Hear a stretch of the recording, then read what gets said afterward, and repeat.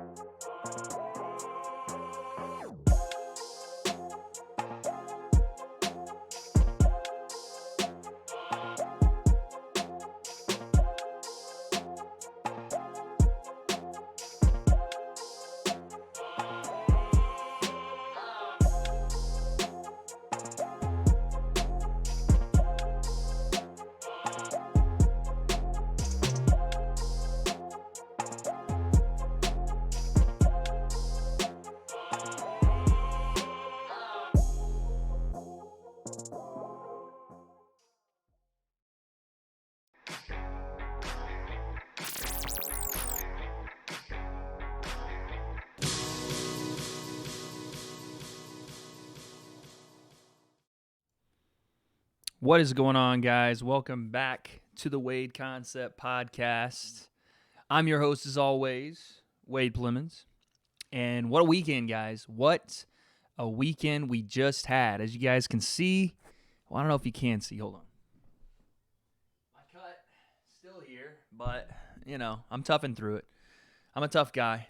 I take the bumps and the bruises for you guys. If you don't know what I'm talking about, you got to follow me on the Twitter. You got to follow me on the Twitter. Link's always in the description, even though I don't know if it is this time. Yes, link is always in the description. You guys have got to follow me on Twitter because some shenanigans went down after the fights Saturday. I got in a huge fight. This guy tried to rush me in the facility. I don't know how he got in. He got in the back door, I guess. None of that's true. I actually hurt myself on my own mic stand because I'm an idiot and I'm clumsy. And I didn't use my head movement, guys. You guys saw the head movement on the broadcast. I was too lazy. I was a little tired. I was gassed. It was the final rounds, and I just couldn't cut it. So I got a little scratch. I called it a gash, and Kelsey she had to correct me and make sure she told me it was a scratch. I might have over-exaggerated. I might have called it a gash as big as my entire forehead. Anyway, that is not the point. The point tonight is to talk about UFC 244. What a card, man. What a card. I'm going to say this first off. I had a blast streaming from Hall Pass Studios. Thank you again to them. That was such a fun time. And we got so many new people in the community that I'm super appreciative of and had a great time. That's why I wanted to do the live streams again. For the people that have been in here for the longest time, that's exactly why I wanted to do the live stream. The newer people don't realize how fun those are. And we do them every Saturday. That's the consistency I want, is every Saturday doing one of those live streams, because that's the best way for me to interact with you guys.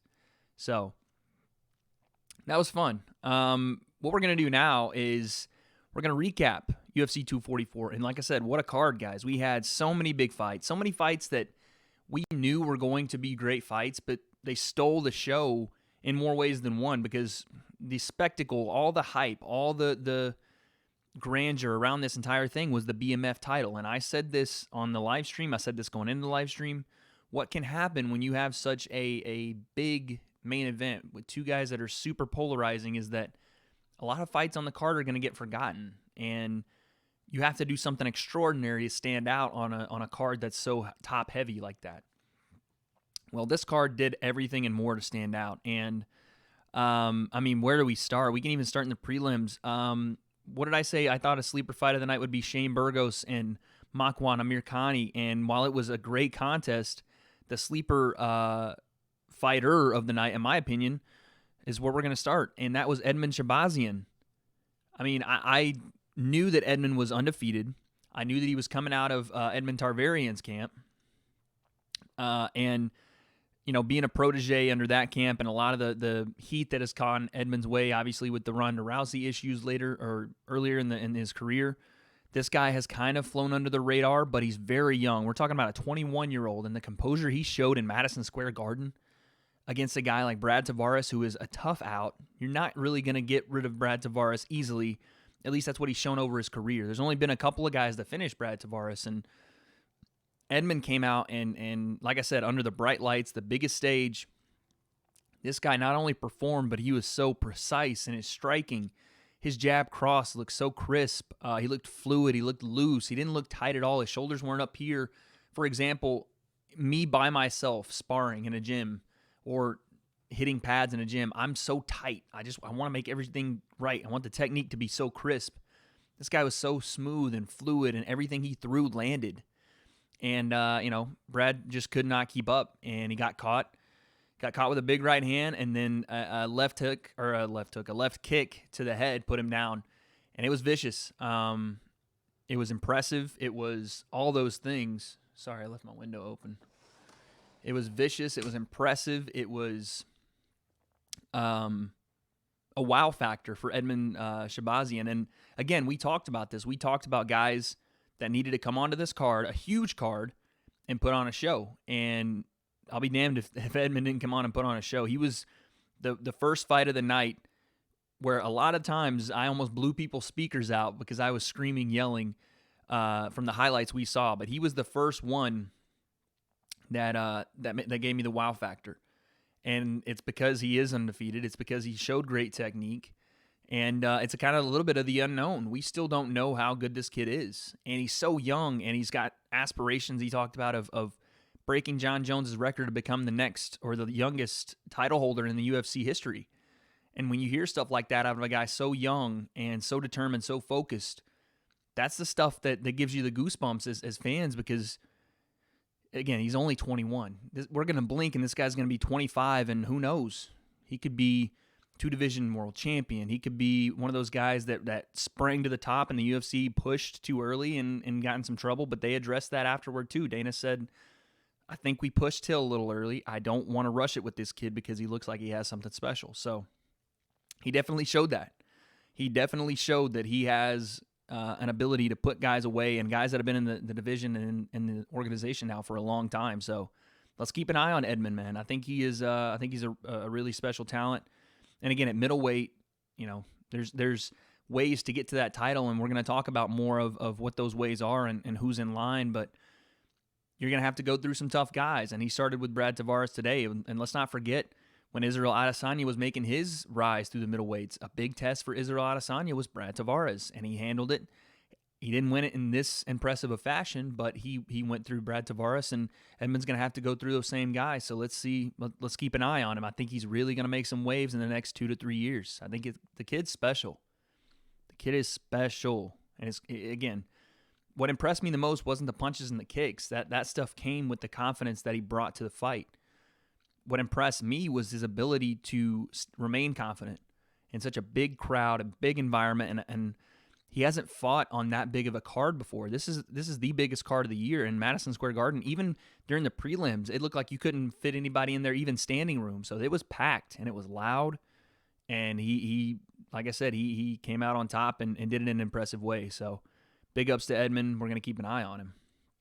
And then we had, like I said, my favorite fight going into this card that was kind of being looked over was Shane Burgos and Makwan Amirkhani. And while it went sort of the way I thought it would, I didn't think that Makwan would be as grapple heavy as he was. I thought he would come out and throw big shots, and I thought he would get to Shane early. I thought he would get him, and I don't know if necessarily I thought he would KO him early, but I thought he would get him in some trouble early and maybe possibly lead to the TKO. But Shane Burgos, man, weathered that storm, and Makwan just fell off the cliff when it came to his conditioning. It was one of those things about midway through the second round where the hands were on the hips and you could see almost like the air being sucked out of the room by his conditioning, and Shane just did not turn off the gas. He just stepped down, foot to the floor on the gas pedal, and just continued to pour it on. And as the fight went more and more, Shane finally started to really put it to a level that Makwan couldn't handle the pressure.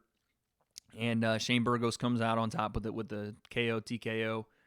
I can't remember who Shane called out, if he called out anyone, but I do remember being very impressed with his gas tank and his ability to. Well, we've talked about this. Shane takes shots. He gets hit, but his ability to keep those going and then remain calm in the pocket. And then he started to figure out Makwan a little bit. Obviously, Makwan started to slow down, but Shane started to see the punches better. He started to slip and land his own shots better without getting hit.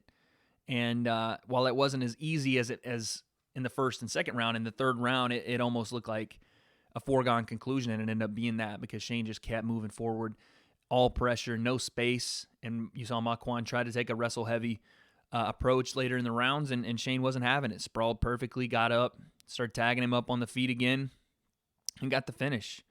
So, right out of the gate, and obviously we missed the Andrei Arlovsky fight, and Jair is a monster at heavyweight, and there just wasn't much to talk about. The first punch of the fight, Jair throws a left hook as Andre walks in and catches him, clips him, and that's the fight.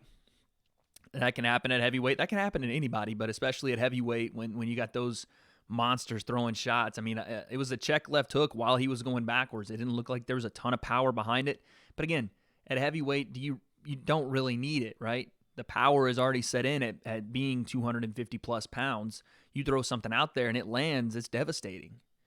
So we didn't necessarily touch on that, partly because we didn't get to see it. We had to watch the replay because my stinking Apple TV wasn't working at the Hall Pass for a little bit. But nevertheless, impressive victory for Jair. Obviously, Edmund blew me away with his performance. Almost, I mean, you want to say flawless, but I'm sure I can nitpick, but it was very, very impressive. And then Shane, again, impressive with just his cardio, his ability to take shots and then adjust later in rounds, and just the pressure he put on Makwan was very impressive to me. And Shane, again, only has one loss, so be looking for him at 45 to be coming into that top 15, top 10 range and really challenging some people. There's room to gain, and that's what we're seeing as we move forward with these divisions. We only talk about the top 3 or 4 guys in divisions right now, but it's kind of a logjam, or it has been for a while, with Max going up to 55, and there was an interim title before Max, and it seemed as if 45, 55, and even 70 has been a little bit of a logjam as of late. But now we're starting to see the wheels turn a little bit more, and things start to shake out. And as you see that, it becomes interesting because you do have new names coming into matchups. You hear a guy like Alexander Volkanovski, who made his way through some hard-hitting, durable legends in that division, and he's getting his shot. And Shane now is proving himself. So you're seeing some guys get into that top 10, top 15 range that fans were not necessarily super familiar with, but we're becoming familiar with as we watch them fight more and more. And that's the way the fight game should be. It shouldn't be, hold the title up for a year and a half, 2 years. We should have this constant movement, and because it is that, if we could get that more, I do think that us fans could get behind a lot more of these guys that don't necessarily have the biggest fan base. And that's even more evident with the next fight, and it was the main event, I guess you could say, on the prelim card, and by far the biggest surprise of the night, in my opinion. It wasn't. So we talked about when we're talking about Corey Anderson and Johnny Walker. We talked about the fact that Corey Anderson could very well beat Johnny Walker, and I was biased in this fight. I said, look, I want Johnny Walker to win. I want to see him match up with Jon Jones. I think he gives Jon Jones the most problems in that division. But I do think Corey Anderson can beat Johnny Walker. I do think being in his face, pressuring him. Obviously, before the fight, I thought his grappling ability would be a problem for Johnny. And we said, don't be surprised if he wins this fight. I did not think he was winning the fight the way he wanted. So the fight starts. Johnny Walker, very loose as usual. Both guys, though, showing a lot of feints, a lot of different movements, a lot of different head movement. Johnny Walker feigning his jumping knee, throwing his hands kind of up in the air, doing like some Mr. Miyagi shit, wax on, wax off. But Corey Anderson wasn't fazed by it. He wasn't biting on anything. He was staying within himself, stayed composed. And I think it might have been a counter right hand. I'm not sure what it was, but Johnny Walker kept putting his hands like out in front of him, like kind of here, and not really defending himself. And Corey Anderson throws a big overhand right across the guard and clips Johnny Walker. And Johnny Walker almost taunted him when he got hit. He was like, kind of giving him like that didn't hurt. And Corey Anderson, again, not phased, just followed up with a left hook and hurt him. Hurt him bad. Immediately jumped on him. Johnny Walker had no time to breathe. He tried to get up and throw back, and I think that was part of the problem is Johnny Walker, I think when he got hit, his pride got hurt a little bit. And just like any fighter, when you get clipped and you're not expecting to, it's a little bit of that, I got to get it back. Like, I got to get it back right now, and I got to throw and clip him so he knows that I'm still here. Well, the problem with that, especially with Johnny Walker, was now Corey Anderson's already in your grill. And that length and that reach advantage that you had has been eliminated. And now you're getting bombs thrown on you. So Johnny's trying to fire back as he's getting up off the cage.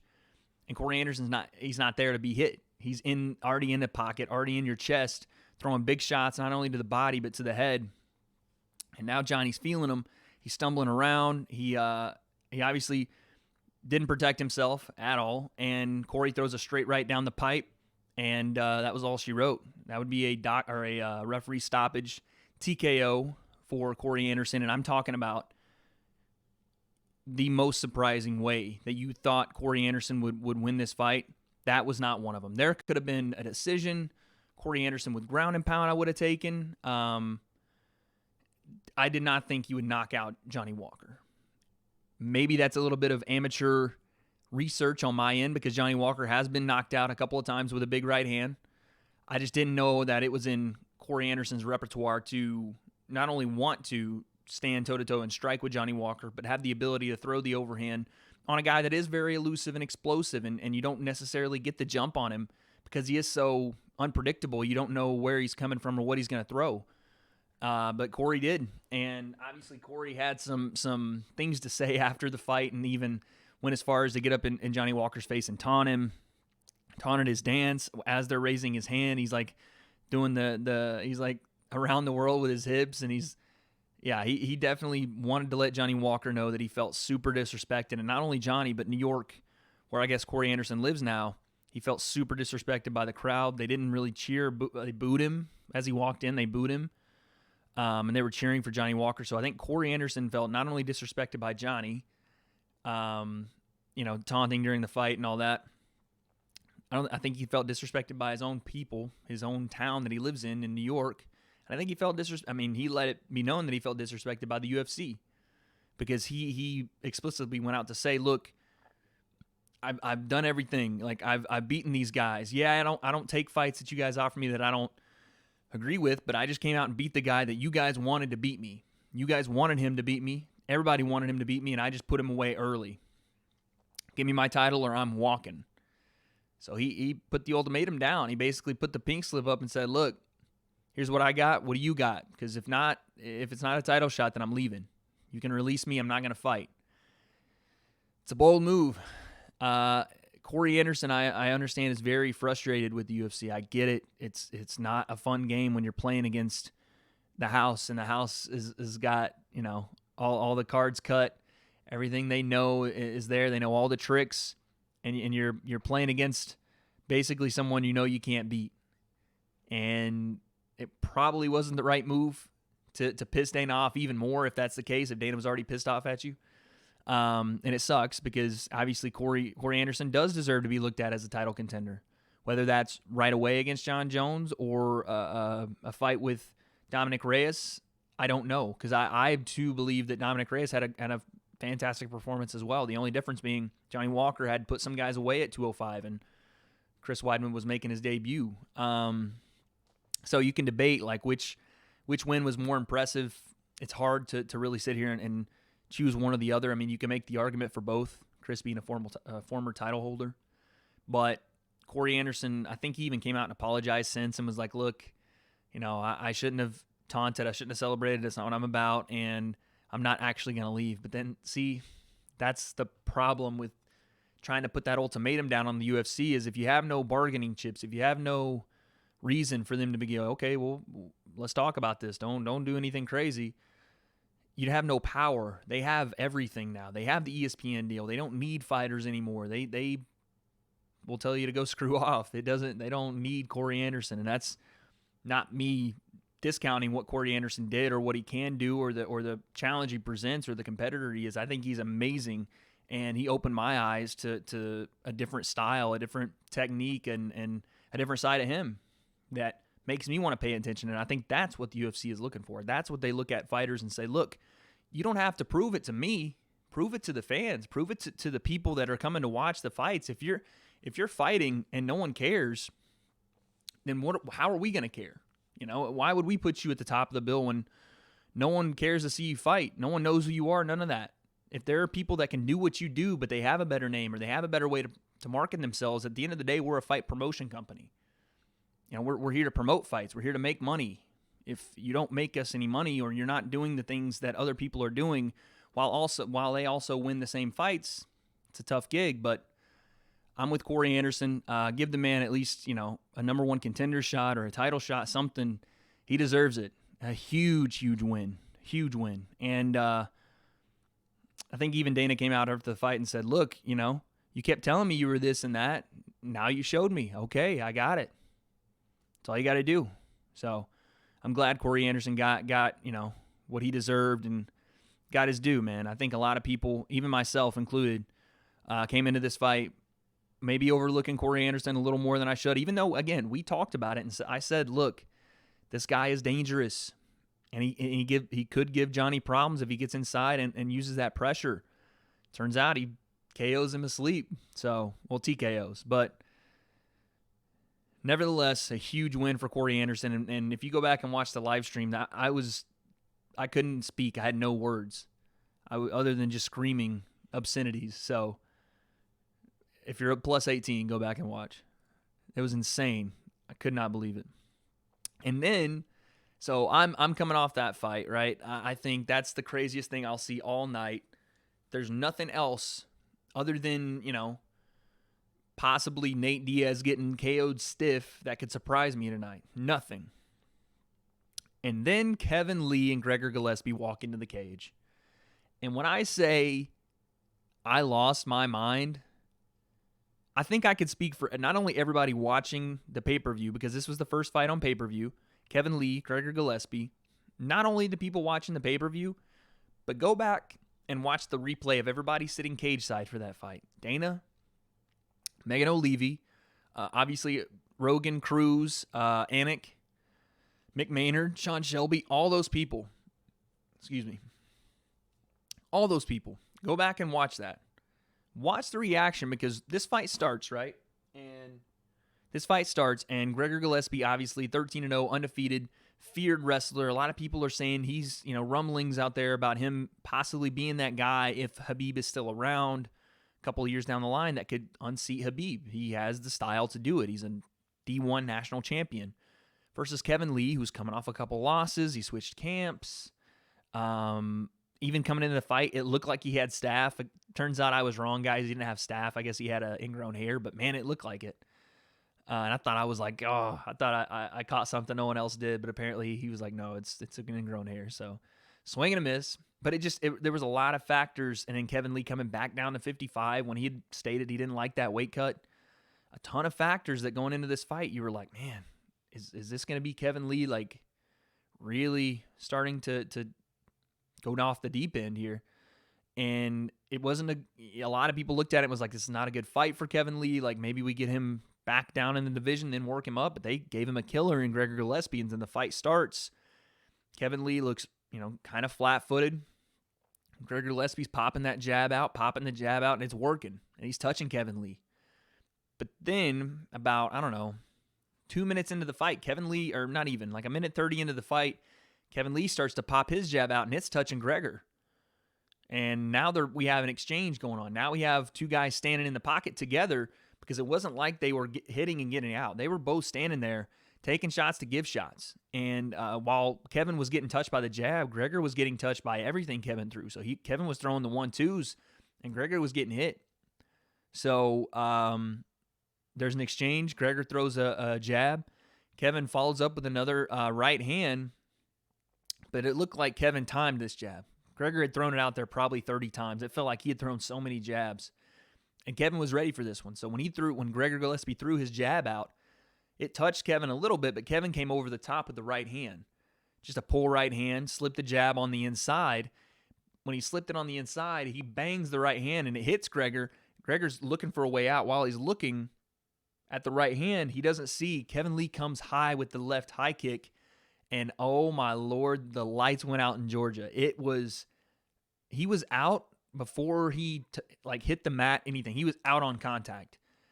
And he laid down like you would lay down you would flop down after a hard day of work in your bed. I mean, he was just coughing. And he hits the fence, bounces on the fence like it's a trampoline, and just skids down and lays on the floor. And you want to talk about vicious and brutal. That knockout was I mean, you heard it in a packed Madison Square Garden. You heard the knockout. Like, it sounded loud. It was explosive. And again, people that were, just trying to gather themselves after what Corey Anderson just did. So this would usually be the time where the crowd has that adrenaline dump. But you want to talk about igniting an entire arena.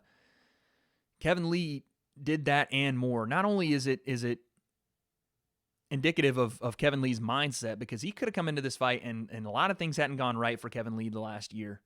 He had a lot of struggles. He had some things go on in his personal life. He moves to Montreal and just got there like a couple of months ago. He hasn't been with Faraz Zahabi and TriStar too long, and then just puts it all away. Comes in against, again, one of the most dangerous guys in one of the most dangerous divisions in MMA, in the UFC's 155 division, and just puts on a show, man. Big right hand, left high kick, and Gregor Gillespie goes to sleep on contact. And, like I said, the entire cage side lost their minds. It looked like someone had been shot the way they reacted. And probably the way I did too. I haven't gone back and watched the VOD of me reacting, but I'm sure it was pretty loud and obnoxious the way I usually am. So what a win for Kevin Lee. I mean, Gregor Gillespie, it's his first loss. It happens. I mean, this is MMA. Like I said, unless your name is Habib, no one goes undefeated. It just doesn't happen. This sport is too closely contested. There's too many ways to lose for anybody to be completely scot-free. And it just happened to be that night for Gregor. He was trying to get out. He didn't have he was trying to raise his right hand to protect, but it was too late. And Kevin caught him, and Gregor will be around. I'm sure that'll do nothing but propel him higher too. Because you hear this all the time with fighters. They learn way more in their losses than they do in their wins. So Gregor will be fine. He'll be back in the division. He's still one of the scariest dudes there. But the story here is Kevin Lee. And you want to talk about a showstopper, a show stealer. Kevin Lee stole the show. Kevin Lee absolutely stole the show. I mean, you couldn't have expected anything less from a guy in Kevin Lee based off of his experience the last year and a half, year. And for him to completely flip the script and outperform anything we expected on that night, on that stage, after all of that, congrats to him, man. And, I mean, we've said this before. I think Kevin Lee could be champ at some point in his career. He's still so young. I think he's 27. I think he's my age, 27 or something like that. So to write a guy off like a lot of us did at his age, even though, the things that were happening outside of the cage, they did add up. But to write him off so quickly, we were completely wrong. I think we actually picked Kevin Lee to win this fight. I don't think we didn't pick it by KO. I think we picked a decision or a submission. But Kevin Lee, unbelievable performance. And I think he wanted another 50 G's, Kevin. Since I'm big up in you right now. I'm your number one fan right now. Why don't you slide me like 25 of them things, all right? I'll come and be the next Gregor Gillespie for you. You can kick me in the head all day. Just throw me like 25 G's. I'll take it. I need that. But yeah, hell of a performance by him. And huge win for Kevin Lee. I just can't get over how I've watched that knockout probably 25 times in the last day. Like the way it went down, it was so smooth. You can tell that TriStar is definitely helping his striking. Because it does seem like he's hesitant to pull the trigger sometimes, but not today, or not then anyway. So a huge, huge win for Kevin Lee. And then we had Derek Lewis and Blagoy Ivanov. And Ivanov's a tough guy, man. Or Ivanov. He's a tough guy, and he's tough to put away. By the way, we figured out on the telecast, he has these 2 holes in his chest. Oh, yeah, the guy was stabbed and survived. That's a knife wound. I thought, oh, maybe he had like a appendix surgery or something. No, he was stabbed. You want to talk about tough? And he put up a hell of a fight. Derek Lewis came in and looked more calm and more composed than I've ever seen Derek Lewis look. And I can't remember who it was. I think it was Chael Sonnen. I was listening to Chael's podcast, Guilty as Charged. I listen to the bad guy. I can't help it. But he was talking about how Derek Lewis looked more composed, and he took his time between his sprints. Like, when you're talking about, fighters in a fight, when they sprint, they don't physically mean running across the cage. They mean those explosive movements. If you watch Yoel Romero, he's made a career off of it. Being explosive and doing something very fast and surprising and quick and explosive, and then shutting it down and regaining that stamina and resetting and then going again.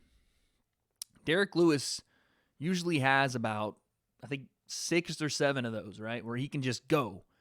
And other than that, he looks like he's going to run out of breath. He gasses super quickly because his I don't know if it's his cardio, if it's the extra weight he carries, has been, affecting him. Well, we went on the telecast or on the live stream. The first thing I saw, I was like, man, Derek Lewis looks way smaller. He looks way more trim. And then I saw he weighed in at the limit at 265. That didn't look like the same 265 from Derek Lewis. He didn't look like as thick as he usually does. Thick in his waist, thick in his back and kind of in that area. He didn't look as thick there. He's still big. I mean, he's a huge guy, but he looked more muscular, more trim. And you saw it in the fight. His composure, his ability to know that he only has a certain amount of sprints in him, right? His ability to know that and then still, accelerate that pace, which he did, was super impressive. And he was able to catch Blagoy with a good myriad of shots, and he was in some trouble. He got almost put in a key lock, and it was almost an inverted key lock where Blagoy was pushing his elbow toward his own head. It looked like it was deep, and then Derek Lewis used that same ability that he uses to explode and throw 1 or 2 big shots. He used it to get up off the ground. He used it to thrust his hips and flip over and got up and then came forward and threw some big shots. So Derek Lewis looked really good. And I like more trim Derek Lewis. Not even, like I said, fat, whatever. I like a more in shape Derek Lewis because we get to see more weapons out of him. We get to see what truly he can do, because I didn't see this against DC. Granted, DC ankle picked him really quickly and got on top, but I didn't see this against Volkov. I didn't see it against Francis. This guy looked like he knew exactly what he wanted to do in the fight and believed he could actually do it over 3 rounds. He didn't say, okay, well, like, save this energy till the 3rd round and I'll explode. I'll go for that big knockout. It looked like he knew exactly what he wanted to do. He wanted to outpace, and throw big shots, all of that, and he did it. He didn't just throw the big shots. He also touched Ivanov more than he got touched.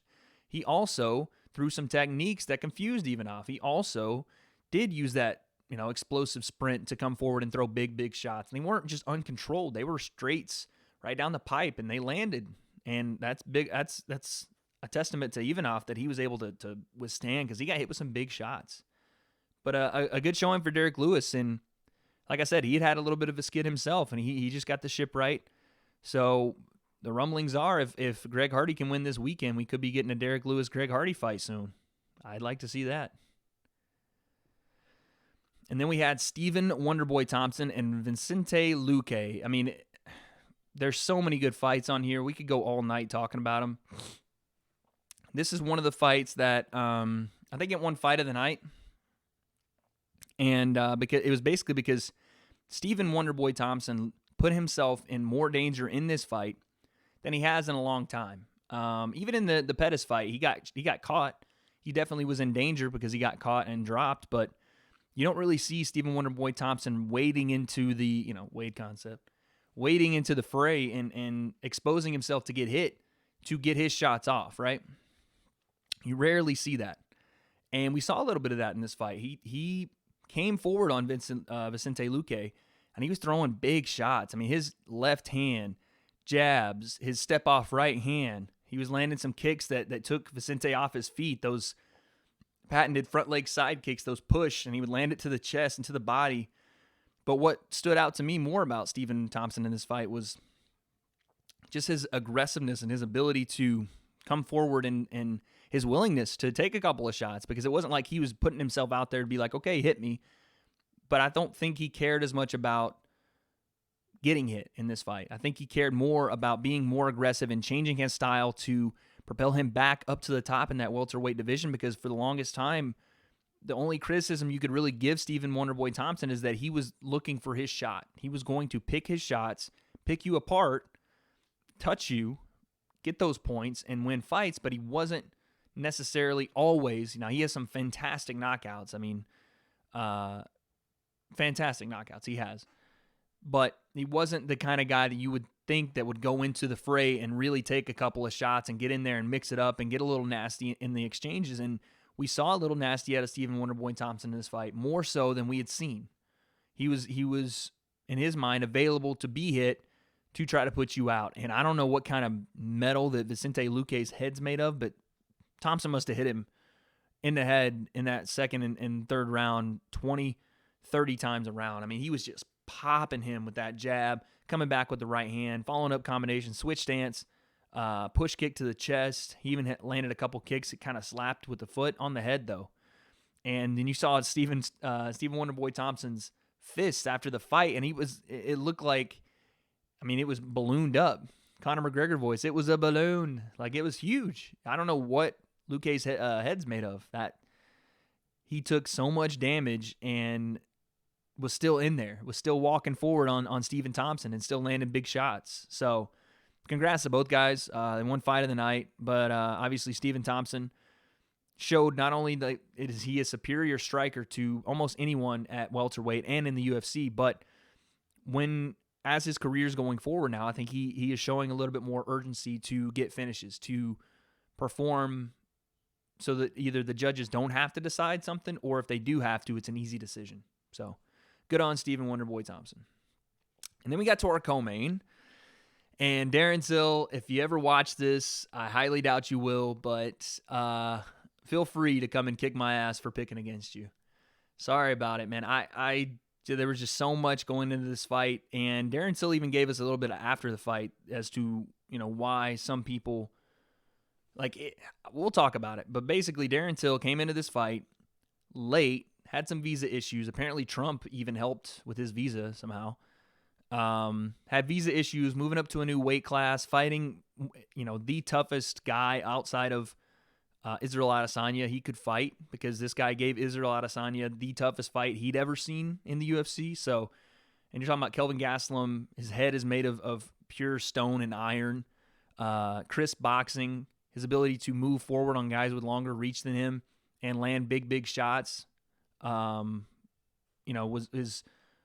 what's got him to where he is, because he is a little smaller for 85. So his ability to move in on guys and still put them away with big shots is super impressive.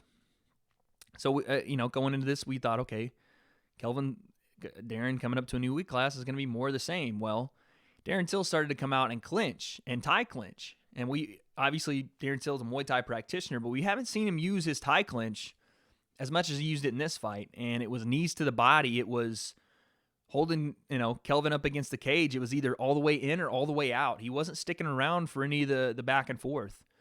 And I think that's got to be attributed to Darren Till's fight IQ, going into a fight with a guy that can put your lights out in a heartbeat, and just having your lights put out by the guy that's in the main event, Jorge Masvidal. It's not a good idea to try to go in there and sling leather with that guy over and over. Now, Darren Till took his spots. He landed some nice 1-2s. He landed some straight lefts, but you mostly saw a clinch heavy, dirty boxing in the clinch, or control of distance from Darren Till. Those were the two things you saw. And for Kelvin, he just couldn't get it going. He just could not figure out. And it's hard for Kelvin because it's hard for the rest of us. I'd never seen Darren Till do that, at least not as much as he did. So I don't know if Kelvin had ever seen it, or, in the moment it's hard to adjust to that. If you've never seen a guy do it even if you know what you're supposed to do, when this guy's doing it, it might feel different, especially when he's so much taller and he's using his hooks and he's using his tie clinch, and you can't really wrestle him because he's got your arms up. So Darren Till did a good job of neutralizing what Kelvin Gastelum does well, knocking you out, wrestling, and Kelvin could not just find his range on the feet, couldn't get to Darren Till's legs, and the one or two times he did, Darren Till showed strong hips. Till had super strong hips. There was one time where Kelvin got in on a double, clasped the hands right behind Till's butt, and Till just popped his hips straight up, dug the underhook, and got to the fence and defended well. Didn't get taken down. So it was a really, really good win for Darren Till. He didn't necessarily do anything,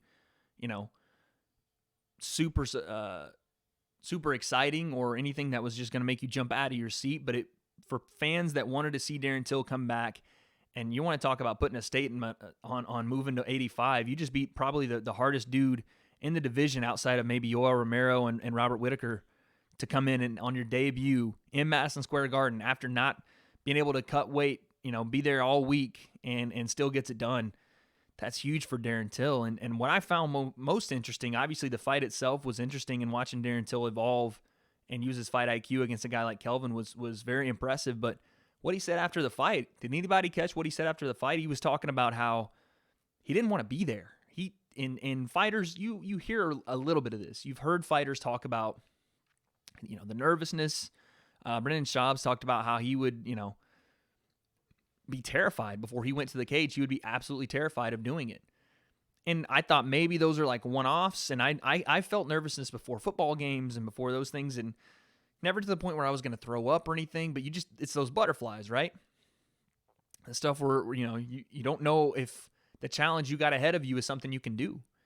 And if it is something you can do, you still have that little bit of, okay, like, here we are again, one of those things where you have to go out and perform, and then after your first hit or first play or whatever, it kind of goes away. Well, Darren Till was talking about how he didn't want to be there at all. So much so that he was trying, in his words, was trying to find ways to fake an injury to get out of the fight, the day of the fight. And if that's not complete and pure honesty, man, listen, you don't see that. In this game, you do not. This is a game full of, tough guys and guys that are saying they're tough guys. So for one of the real tough guys to come out and say, look, I didn't want to be there. I wasn't scared. I wasn't like super nervous. I just didn't want to be there. It didn't feel right. I didn't want to be there. I wanted to find any way I could to get out of the fight, to just not have to do it. I didn't want to make the walk. Listen, guys, that's you talk about, like, this is a real human being. This isn't a sport to this guy. This is life. And whether he made that walk or didn't, that was going to affect the rest of his career. Guys can get injured in a football game and they still got the next week. Well, Darren Till just traveled across the country.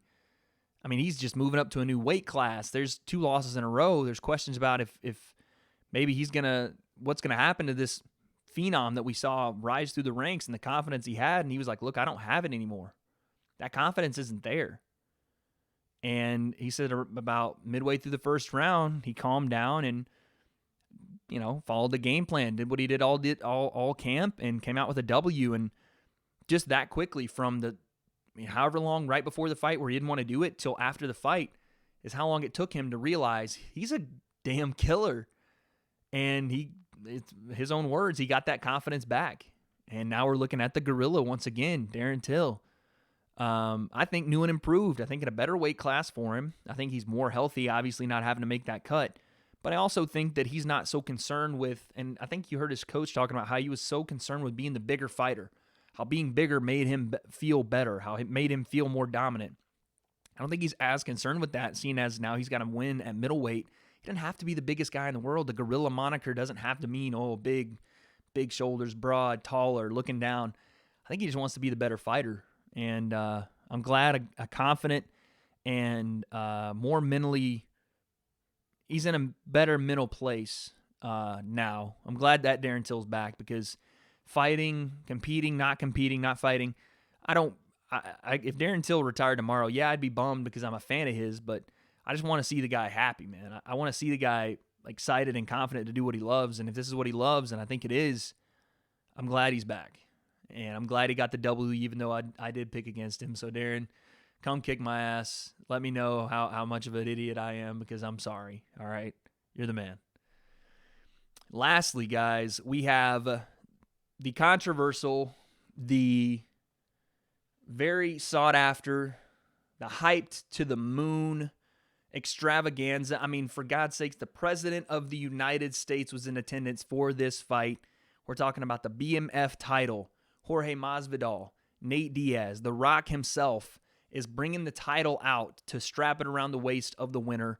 And it lived up to it, man. Listen, we're going to talk. We're going to talk about the controversy. We have to talk about it. But just put that aside for a second. For 3 rounds, that fight lived up to the BMF moniker. Especially for Jorge Masvidal. He's never been in a fight like this. And when I say a fight like this, I don't mean he's never been in a tough fight. Of course he's been in tough fights. He's been in tough fights his whole career. But to headline in Madison Square Garden, the President of the United States is there. On pay-per-view, sold-out arena. Now, he's done that in London against Darren Till. That's a pretty big event. And I'll give him that. That's I won't say close, but that's a big deal. And knocking the guy out in his home country, that's huge.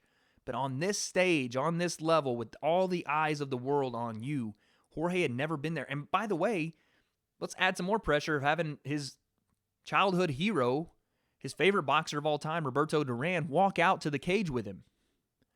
The man had ice in his veins. He was smiling. And the reason I say this, I don't think Jorge was so much nervous is, look, Jorge used to fight people in a backyard for $50. You know what I mean? Like, he gets to do this. There's no cops going to arrest him. There's no looking over your shoulder to make sure that everything is good, and you got to look out while you guys go at it and scrap in the backyard. There's no charges and there's no nothing. You get to do this, and you get a title and you get paid to do it. This is Jorge's dream. And again, just the entire scene around it. He came out with some Scarface music. Like I said, Roberto Duran, a legend, one of the original 4 horsemen of boxing, coming out by his side. That's insane. And then you have Nate Diaz come out with Nick Diaz, the older Diaz brother, the legend. The people wanted to see it. He comes out with Nate. So the spectacle and the scene was all set. We start the fight, and Jorge comes out of the gate.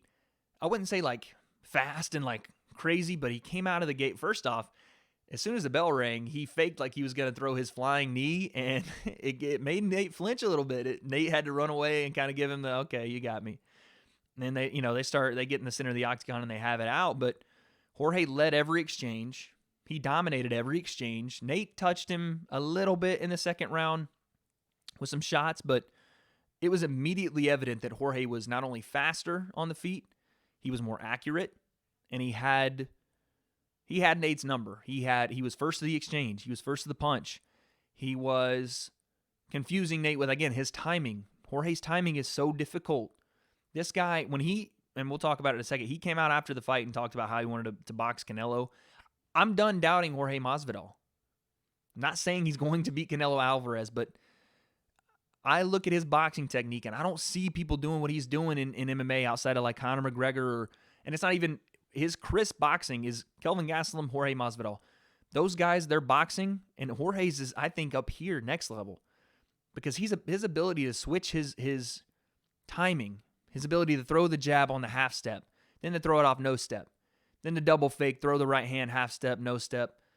I mean, he throws his overhand rights while they look sloppy and he's looking at the floor. It connects on the chin. His ability to switch stance, throw the left hook, the one he knocked Darren Till out with, it caught Nate too. The guy has so many different techniques, and he throws them so fluid with no tell behind it that it is hard to see it coming. To the point where if you do see it coming, he's switching mid-throw, and then from an overhand, he's faking the overhand and coming up underneath with the uppercut. The guy is next level in his boxing ability and his striking ability overall. He landed some big body kicks to Nate. Dominated the first round. Some people are even calling it a 10-8 round. I'd be hard for me to disagree because he drops Nate. In an exchange on the fence, they clinch. Jorge throws an elbow, a left elbow, cracks Nate, cuts his eye open, which would later become very significant. Cuts his right above his eyebrow, gives him a nasty gash. Nate wobbled a little bit, and Jorge follows up with a kick. as Nate is facing the ground, it looks like he's about to hit the ground, and Jorge follows up with a kick and cuts him underneath his eyeball. So now you have Nate with 2 cuts, one right above his eyebrow, one right underneath his eye. And they go into the corner, and they're working on Nate. Comes out second round. Jorge doing more of the same, tagging him, getting him to the body, ripping the body with the body hooks as well as the body kicks. Nate, trying to get Jorge to come down and engage him on the ground, and Jorge wasn't having it. And it could have been because Jorge didn't want to get down there, but I think Jorge's wrestling is better than a lot of people think. Again, he hung with Damian Maia for 3 rounds of Damian Maia on his back, no submission. We're talking about one of the best grapplers in MMA, and Jorge handled it. He didn't beat Damian Maia, but he handled it. But I think out of that, Jorge learned he had to be more aggressive and trust himself against those type of fighters that are very good in their jiu-jitsu. He has to trust his striking, he has to trust his wrestling, but he has to be smart about both. And he was. He didn't just go down and play Nate's game, because there were a couple times where Nate just laid on the ground and said, come on. And Jorge just grabbed the ankles, threw some shots, landed some points, and then waited and got Nate back up. Very composed, very smart with the way Jorge fought. I was really impressed by just his ability to, in every situation, do the right thing. And then when he wasn't necessarily, it wasn't just the right thing he was doing, then he was surprising Nate with things. So he was doing what he's supposed to do in situations where he was supposed to do it. And then when they got back to the feet, he was the one leading the exchange. He was the one that was making Nate decide what he needed to do at that point, because he was leading. He was the one coming after Nate, pushing the pace the entire time. I don't think Jorge was taking back steps. I don't think he took one, significant back flurry where Nate was pressuring him. It was Jorge doing the entire fight, was the one pressuring. And then we get into the third round. Jorge wins the second. Again, some people said a 10-8 round. We get into the third, and Nate's having some success. To give Nate some credit, he was landing some shots on Jorge.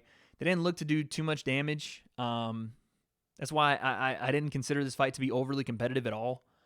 It looked like Jorge was not only leading the exchanges on the feet, and even when they did go to the ground, when Jorge, I think he even took Nate down. They scrambled. Nate looked to get Jorge's back. He immediately flipped the position, scrambled, got Nate's back a couple of times. So it was very impressive on all aspects for Jorge. And in the third round, Nate had a little more success, but I still would have given that to Jorge because of the shots that he accumulated over the round were just more. Nate had a couple of shots, and people want to give him that round based off of the clinch work where he was kind of throwing some shots in the clinch while he was standing, and I don't necessarily equivocate those little short punches to Jorge's big shots in the open and his straight rights and his body kicks and his body shots. They're not the same.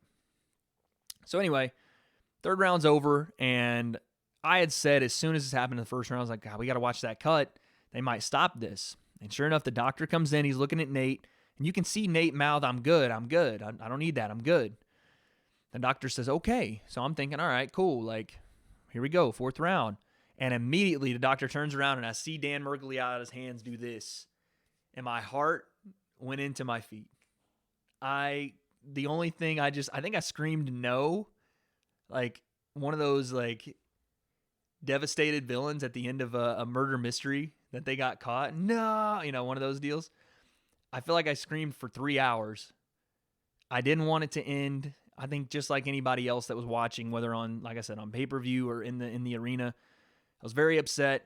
I still am bummed about it. I wanted to see that go 5. I don't think that Nate would have shown me something in 4 and 5 that was any different, but I can't be sure. That's the reason that this is such a big controversy, is because I think Jorge probably would have won 4 and maybe even 5 to make it a clean sweep, but we'll never know, right? They might rematch it. They've been talked about maybe rematching it, but the question I guess I'll end on here is it, was it the right call? Was it the right call for that doctor to, and I should clarify, it was a doctor stoppage. It wasn't a referee stoppage. Was the right call for that doctor to stop that fight at the time he stopped it? I don't know if I have an answer, because as a fight fan, no. I don't think it was, because I've seen Nate get cut in fights that kept going. I've seen Tyson Fury just months ago get it looked like his eye was going to fall off. And his cut man did a really great job. And that was another thing brought up, that the cut men in the corner of Nate should have done a better job of doctoring that cut as best they could. And I'm sure they did the best they could, but yeah, it didn't seem like they did enough, obviously. But as a fight fan, no. I wish they wouldn't have stopped it. As a fan of Nate's and Jorge's, you don't want to see them do something that permanently disfigures their face or something that completely, that makes them not be able to fight anymore. And I think that's, at the end of the day, you have to err on the side of caution. Again, this is the fight business, guys. And I know it's like, well, if he's in there and he says he's good, Nate can't see his own eye. And what happens if Jorge's a goon, man? He's going to go after something he sees as a weakness. What happens if Jorge comes out and throws another left elbow and cuts that thing, splits it down to here? And now he got a flap over Nate's eye that can't be recovered, and he can't ever fight again. And, that's the lasting image we have on Nate Diaz. And I know we can sit here and play the what if game all day, but I would always err on the side of caution, because look, as a fighter, you have to know if something has happened and in the corner, they're telling you, you got a big cut over your eye. We got to watch that eye. We got to watch that eye. You have to know, one, you have to protect it. If you know there's a danger of the fight being stopped, you have to protect that eye. And two, you got to change the way that you're approaching your fight. If I'm Nate Diaz and I know that I get better in the 4th and 5th rounds because my cardio's so good, you might have to turn it on a little early. You might have to turn the gas tank up a little early, because if not, and there's the possibility of a doctor stoppage, you won't ever get to that 4th and 5th round, and that's what happened. So, there are some things that Nate could have done. I'm sure that obviously in the moment, you're not thinking about that, and it's easy for me to play Monday morning quarterback and just say, well, if he did this, if he did that, it doesn't matter. At the end of the day, it happened. I don't agree with it on one respect. I do on another. I want to see my guys that are fighters that I'm fans of be safe, and I want them to have lives after fighting, or lives after fighting. I can't speak, but I want them to have lives after fighting. I don't want them just to fight to the death and that be it for my entertainment. These guys are people I look up to outside of fighting, so I want them to go and have healthy lives moving forward, and be there when I'm having kids, to be able to tell my kids that's the guy I watched and he did all this. So I can't blame the ref. I can't believe people were harassing and threatening the guy. Like, he's just trying to do his job. Any other time you go to the doctor, I think Chael Sonnen said this, anytime you go to the doctor and they didn't do their job, like, you would be upset, right? So why are we upset that this guy was trying to do his job? It is what it is. It's one of those things, man. It's the fight business. It happens. And they said they wanted to rematch it. It looks like Jorge's got, I don't want to say bigger fish to fry, but he's got the actual welterweight title in his eyesight. And that's a big deal. And I think that's something they're going to look at. The winner of Kamaru Usman, Colby Covington. I think Jorge's right in line to step in and fight the winner, especially if it's Colby Covington. My Lord, you want to talk about a built-in storyline. East Coast, West Coast, that's easy to do, but the oldest story ever told is best friends turned enemies. That's the oldest story ever told. That's the easiest money in the world. Personal, deep, rooted, backstabbing, three sides to every story, right? All those things that you hear about in every movie you watch growing up, and every rivalry you've ever seen, and every TV show where the best friends become enemies, that's the most built-in story you could ever have. And the UFC have it. Now we just have to see what Colby does against Kamaru Usman. And even if that's not for the title, I think that fight still works for Jorge. Maybe not now, but later down the road. But Jorge's going to get a lot of opportunities coming out of this, and he damn well should. Obviously, he gets the belt wrapped around his waist by The Rock. Fairy tale ending for Jorge. We all go home happy. What a card UFC 244 was.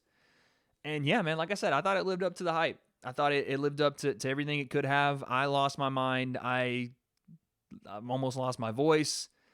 I was so tired afterward, I cut myself in my own head with my own mic stand, trying to put it away.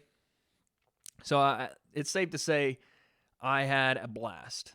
And it was, like I said, everybody that came in and stopped by and chatted, it was super fun.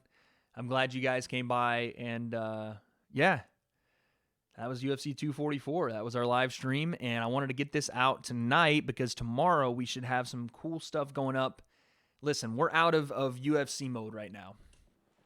We are on a platform called YouTube. And this is an hour into this podcast. So I don't know how many people are going to watch this part, but I get to do what I do on a platform called YouTube. YouTube is a video hosting service where everybody can have their input and, put up whatever they want to put up within its guidelines. Why am I telling you? You guys know what YouTube is. Why am I telling you? Well, there's been an intersection between this YouTube, platform and the things that I like, which is fighting. That intersection, as you guys know it, is KSI versus Logan Paul.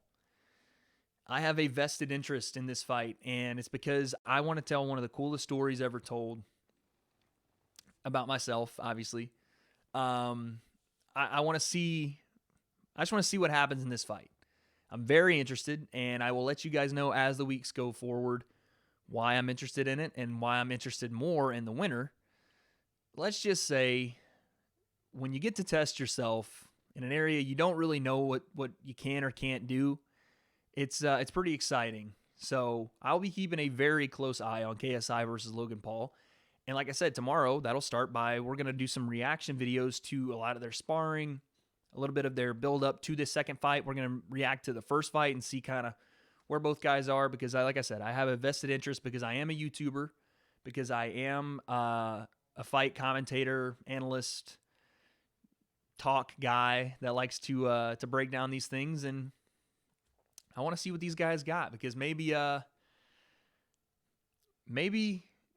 what YouTube needs, what this entire medium needs, is an outsider, someone that's not 20 million subscribers, someone that doesn't have all the fanfare, somebody that's just looking to test themselves, somebody looking to compete, and somebody that can strip all that away, all the money, all the crowds, all the fans, all any of that. And I do love my community. I know we're small. I love you guys, but someone that just needs the other person, and that's it. I'll tell you guys more about what I mean as we go forward, but thank you guys so much. Tomorrow we should have a video up. It should be a reaction. I don't know what it'll be about, but we'll go and look. The rest of the week, guys, it's KSI, Logan Paul. That's it. That's all we're talking about the rest of the week. I know we have UFC, I'm not sure. It's not Singapore, but we have a UFC card coming up with Magomed Shapirov and Calvin Kattar, but we're not talking anything about it. I'm sorry. We'll recap it. But we are strictly talking UFC KSI, or Logan Paul KSI the rest of the week. That's it. That's all my focus is on. That's all I want to talk about. Because like I said, I'm very, very interested in it. I'll tell you guys why later. This is the W.A.D.E Concept, where we are debating everything. Thank you guys so much for tuning in tonight and for the live stream UFC 244. I will see you guys tomorrow. Peace.